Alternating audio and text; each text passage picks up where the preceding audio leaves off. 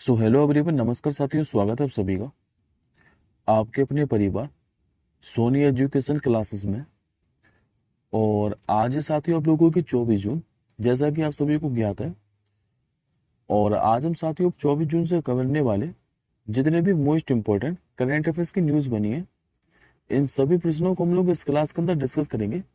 तो चलिए साथियों, पहले एक बार मैं आपको फटाफट से मात्र 2 मिनट के अंदर, लास्ट क्लास के अंदर मैंने आपको जितने भी करंट अफेयर्स के क्वेश्चन पढ़ाए थे उन सभी क्वेश्चनों को एक बार क्विकली रिवीजन करा देता हूँ। उसके बाद हम लोग आज के क्वेश्चनों को कवर करेंगे। और इस क्लास के साथ ये जो पीडीएफ है, ये आप सभी रिवीजन के लिए हमारे टेलीग्राम ग्रुप से प्राप्त कर सकते हैं। टेलीग्राम ग्रुप का जो लिंक है वो इस वीडियो के डिस्क्रिप्शन बॉक्स में है। तो जैसा कि साथियों लास्ट क्लास के अंदर मैंने आपको पढ़ाया था कि अभी जो वैश्विक ऊर्जा संक्रमण सूचकांक है ये जारी की गई थी, यानी कि ग्लोबल एनर्जी ट्रांजिशन इंडेक्स। इसमें भारत किस स्थान पर रहा था? तो भारत रहा था इसमें 63वें स्थान पर। दूसरा क्वेश्चन हम लोगों ने पढ़ा था कि जो United nation high commissioner for refugee है, यानी कि UNHRC, इसका भी वैश्विक जो सद्भावना एम्बेसडर है ये किससे नियुक्त किया गया था? तो ये बनाया गया था ब्रिटिश अभिनेता थियो जेम्स को। हाल ही में भी 18वीं लोकसभा का जो प्रोटेम स्पीकर है ये बनाया गया था भर्तृहरि मेहताब को। भारत हैवी इलेक्ट्रिकल्स जो लिमिटेड है, यानी कि बेल, जो कि 13 मारुतन कंपनियों में से एक है, और इसका भी जो निदेशक पदभार है ये किसने संभाला था? तो राजेश कुमार द्विवेदी ने। भारतीय थल सेना के नए उप प्रमुख का पदभार किसने संभाला था? तो NS राजा सुब्रमणी ने। जारी सस्टेनेबल डेवलपमेंट रिपोर्ट में शीर्ष स्थान किसे मिला था? तो फिनलैंड को। जबकि भारत का कौन सा स्थान था इसमें? तो 109वां। मुख्यमंत्री जो बहन बेटी स्वावलंबन योजना है एक राज्य सरकार के द्वारा शुरू की है, तो झारखंड सरकार ने। और इस योजना का साथ ही उद्देश्य क्या था? तो महिलाओं को हर महीने 1,000 रुपए प्रोवाइड कराना। सुरमा जो पानी है एक राज्य की विधानसभा की नई अध्यक्ष नियुक्त किया गया इनको, तो ओडिशा की। किस देश के भी क्रिकेटर जिनका नाम है ट्रेंट बोल्ट, इन्होंने भी अंतरराष्ट्रीय क्रिकेट से संन्यास ले लिया है, तो न्यूजीलैंड के। जो साहिल चौहान है, इन्होंने भी सबसे तेज T20 शतक बनाया। ये किस देश के लिए क्रिकेट खेलते हैं? तो एस्टोनिया के लिए। T20 विश्व कप 2024 में अभी हैट्रिक लेने वाले पहले गेंदबाज कौन बने थे? तो ऑस्ट्रेलिया के पैट कमिंग्स। अंतर्राष्ट्रीय योग दिवस आपको मनाया जाता है हर साल 21 जून को। हिंदी साहित्य सम्मेलन किस राज्य में आयोजित किया जाएगा? तो उड़ीसा के अंदर। हेमिस तसेचु महोत्सव किस राज्य या फिर केंद्र शासित प्रदेश में मनाया गया? तो लद्दाख के अंदर। इसके बाद हम लोगों ने पढ़ा था गंगा दशहरा के बारे में, जो कि कब मनाया जाता है? तो ज्येष्ठ महीने के अंदर। और विशेष रूप से साथी जो गंगा दशहरा त्योहार है यह हरिद्वार के अंदर मनाया जाता है। पटना उच्च न्यायालय भी बिहार के कितने प्रतिशत जो आरक्षण कानून है इसको रद्द कर दिया था? तो 65% को। धनलक्ष्मी बैंक के भी मैनेजिंग डायरेक्टर और CEO ये कौन बने थे? नाम तो इनका अजीत कुमार के। भारत इलेक्ट्रॉनिक्स लिमिटेड के अध्यक्ष और प्रबंध निदेशक का जो पदभार है ये किसने संभाला है? तो मनोज जैन ने। दूरसंचार नियामक प्राधिकरण के सचिव कौन बने थे? नाम था इनका अतुल कुमार चौधरी। और लास्ट क्वेश्चन हम लोगों ने पढ़ा था कि अभी किस देश की सरकार ने महिलाओं के हिजाब पहनने पर पाबंदी लगाई है? ये लगाई थी साथियों सेंट्रल एशिया देश, जिसका नाम है तजाकिस्तान। आई होप साथियों आपको सारे के सारे क्वेश्चन क्लियर होंगे। अब हम लोग आज के क्वेश्चनों की ओर बढ़ते हैं। तो आज का साथियों आप लोगों से पहला क्वेश्चन पूछ रहा है कि भारत के लिए भी जो नेपाली राजदूत है ये किसे नामित किया गया है?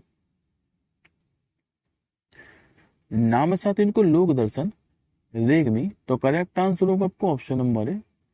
देखिए साथ ही नेपाल ने क्या है कि 22 जून को 11 देशों से अपने राजदूतों को जो है ये वापस बुला लिया था।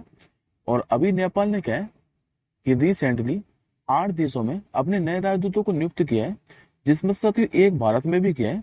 तो हम लोगों को 8 देश हो गए। राजदूत याद रखने की जरूरत नहीं है, खाली आप लोग भारत के याद रखिएगा कि भारत में अभी नेपाली जो राजदूत है ये कौन बने हैं? तो नाम इनका लोक दर्शन रेग्मी।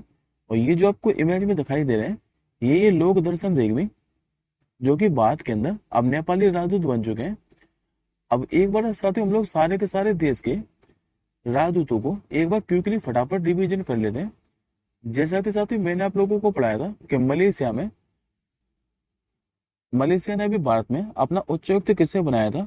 तो मुजफ्फर शाह मुस्तफा को। रूस में भारत के राजदूत कौन बने? नाम है इनका विनय कुमार। जिम्बाब्वे में भारत के राजदूत कौन बने अभी रिसेंटली? तो ब्रह्म कुमार। ब्रिटेन में बाद में अपना उच्चायुक्त ये किसने नियुक्त किया था? तो लिंडी कैमरून को। फिलीपींस में भारत के राजदूत कौन है? हर्ष कुमार जैन।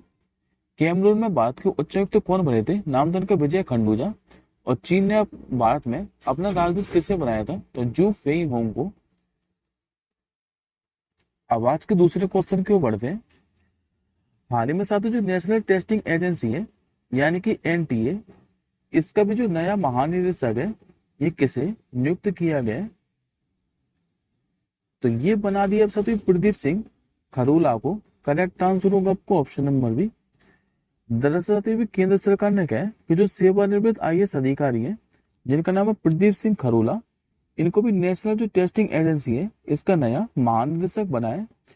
क्योंकि साथियों अभी एक खबर काफी ज्यादा सुर्खियों में थी कि अभी जो नीट और जो यूजीसी नेट परीक्षा है इसमें धांधली हो गई थी, और इसी धांधली के बाद इन्हें आयोजित कराने वाली जो नेशनल टेस्टिंग एजेंसी है इसके जो डायरेक्टर जनरल थे जिनका नाम था सुबोध कुमार, इनको पद से हटा दिया था।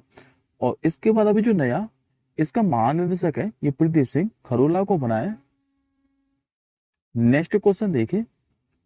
हाल ही में जो पुरुष और महिला भारतीय हॉकी टीम है इनके लिए जो 2030 तक जो स्पॉन्सर करने का फैसला है ये किसने लिया है? तो ये लिया साथियों उड़ीसा सरकार ने। आंसर होगा आपको ऑप्शन नंबर डी। दरअसल हॉकी इंडिया ने कहा है कि उड़ीसा सरकार की जो स्पॉन्सरशिप अवधि है ये जो 2033 से अगले 3 वर्षों के लिए बढ़ा दी है। क्योंकि साथ ही उड़ीसा सरकार ने कहा है कि पुरुष और महिला भारतीय हॉकी टीमों चाहे वो सीनियर हो या फिर जूनियर, इनके लिए अब 2036 तक स्पॉन्सर करने का फैसला कर लिया है। उड़ीसा सरकार ने साल 2018 में कहा कि भारतीय जो हॉकी टीम है इसके प्रायोजक की जिम्मेदारी ली थी, लेकिन इससे पहले वाली जो पिछली सरकार थी इसने 2030 में 10 वर्षों के लिए स्पॉन्सरशिप की घोषणा की थी, यानी कि 2033 तक, और अभी से 3 वर्षों के लिए और बढ़ा दिया और बढ़ाकर कब तक कर दिया? तो 2036 तक।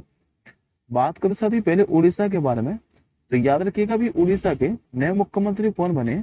तो ये बने अभी साथियों मोहन चरण मांझी। अब बात करते हैं इसी के साथ हॉकी इंडिया के बारे में। तो हॉकी इंडिया के साथ स्थापना हुई थी 20 मई 2009 को। मुख्यालय देखने को मिलेगा आपको नई दिल्ली के अंदर। वर्तमान में इसके अध्यक्ष कौन है? तो दिलीप टर्की। जबकि इसके वर्तमान में सचिव कौन है? तो भोलानाथ सिंह। नेक्स्ट क्वेश्चन देखिए। इस क्वेश्चन पे साथ ही डबल स्टार मार के करिएगा, क्योंकि ये कई बार फेस्टिवल पूछा हुआ है कि हाल ही में प्रसिद्ध जो अंबुबाची मेला है ये कहां पर शुरू हुआ है? तो डी के साथ जो प्रसिद्ध अंबुबाची मेला है ये असम के अंदर जो प्रसिद्ध कामाख्या मंदिर है यहीं पर आयोजित किया जाता है हर साल जून महीने के अंदर। तो आंसर होगा आपको ऑप्शन नंबर बी। और इस अंबुबाची मेला में कह सकती हूँ कि यहाँ पर मान्यता है कि माता जो सती है इनका जो योनि वाला भाग है ये यहीं पर गिरा था कामाख्या मंदिर पे, और इसी कारण जो प्रसिद्ध अंबुबाची मेला है ये असम के कामाख्या मंदिर में आयोजित किया जाता है। और ये कब से लेकर कब तक आयोजित किया जाएगा? तो 22 से लेकर 26 जून तक। नेक्स्ट क्वेश्चन देखिए। हाल ही में भी जो केंद्रीय गृह एवं सहकारिता मंत्री हैं अमित शाह, इन्होंने कहा अभी 30 स्मार्ट स्कूलों का ई लोकार्पण किया है। ये किया वैसे तो गुजरात के अहमदाबाद के अंदर। आंसर होगा आपको ऑप्शन नंबर सी। देखिए साथियों प्रधानमंत्री मोदी जी के द्वारा लाई गई जो नई शिक्षा नीति है 2020, इसी के तहत इसका उद्घाटन किया गया है। और यदि आप लोगों से पूछे कि इनको निर्मित किसने किया है, तो अहमदाबाद म्युनिसिपल स्कूल बोर्ड के द्वारा 36 करोड़ रुपए की लागत से, जबकि इसका जो उद्घाटन है ये केंद्रीय गृह एवं सहकारिता मंत्री अमित शाह जी ने किया है। नेक्स्ट क्वेश्चन देखिए। मई 2024 में अभी कौन भारत का चौथा सबसे बड़ा निर्यात बाजार बना है? ये बन चुका वैसे तो ब्रिटेन देश। आंसर होगा आपको ऑप्शन नंबर डी। अभी साथ ब्रिटेन क्या है कि पिछले साल मई में भारत का छठा सबसे बड़ा निर्यात गंतव्य था, लेकिन मई 2024 में ब्रिटेन ने अभी चीन को पीछे छोड़ दिया है और अभी ये भारत का चौथा सबसे बड़ा निर्यात बाजार बन गया है। मई में ब्रिटेन का जो निर्यात है ये 1/3 बढ़कर 1.37 बिलियन डॉलर तक हो गया है। अब मई में भारत के शीर्ष 5 निर्यात स्थल के बारे में बात करें तो अमेरिका साथ ही पहले स्थान पर, यूएई है दूसरे स्थान पर, नीदरलैंड है तीसरे स्थान पर, ब्रिटेन अब पहुंच गया चौथे स्थान पर और पांचवें पर आ गया है चीन। नेक्स्ट क्वेश्चन देखिए, इस क्वेश्चन पे भी साथ डबल स्टार मार्क करके रखिएगा, आपको डेफिनेटली एग्जाम में देखने को मिलेगा। अभी world table tennis contender single खिताब जीतने वाली जो पहली भारतीय पेडलर है, ये कौन बन गई है? नाम साथ उनका श्रीजा अकुला। करेक्ट आंसर होगा आपको ऑप्शन नंबर डी। दरअसल जो श्रीजा अकुला है, इन्होंने अभी WUTT कंटेंडर सिंगल खिताब जीतने वाली पहली भारतीय महिला पेडलर बनकर इतिहास रच दिया है। और यदि आप लोगों से पूछे कि इन्होंने हराया किसको है, तो इन्होंने चीन की डिंग यीजी को हराया है।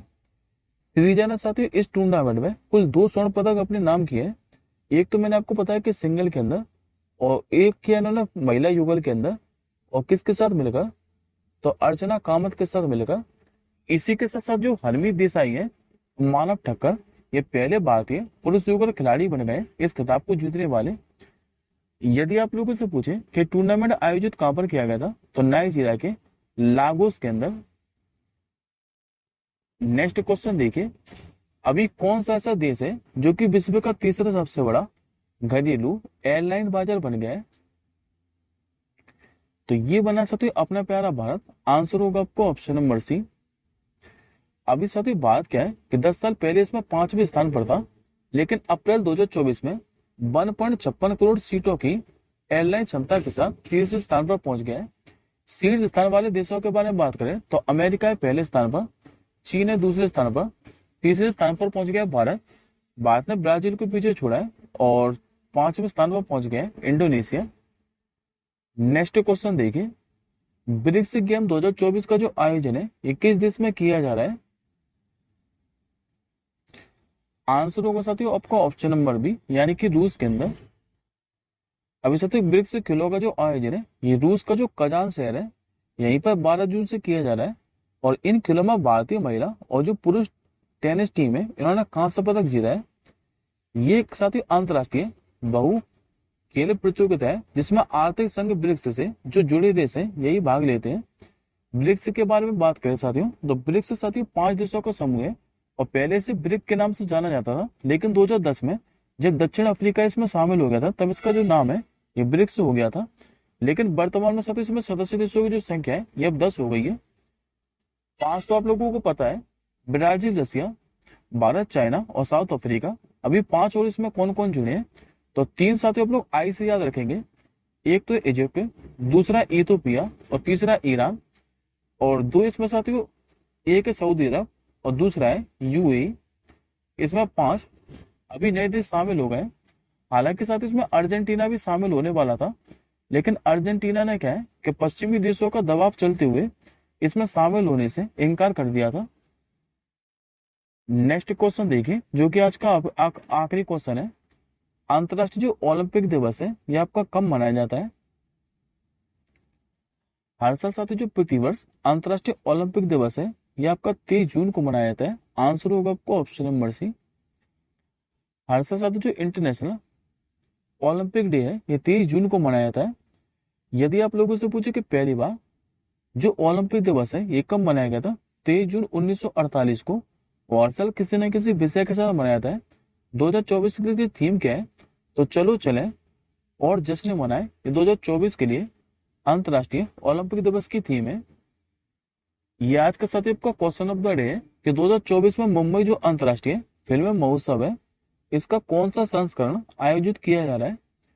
इस प्रश्न का आंसर साथी आप लोग कमेंट बॉक्स के अंदर कीजिएगा। हम जल्दी मिलेंगे नेक्स्ट क्लास के साथ ही। तब तक के लिए जय हिंद, वंदे मातरम।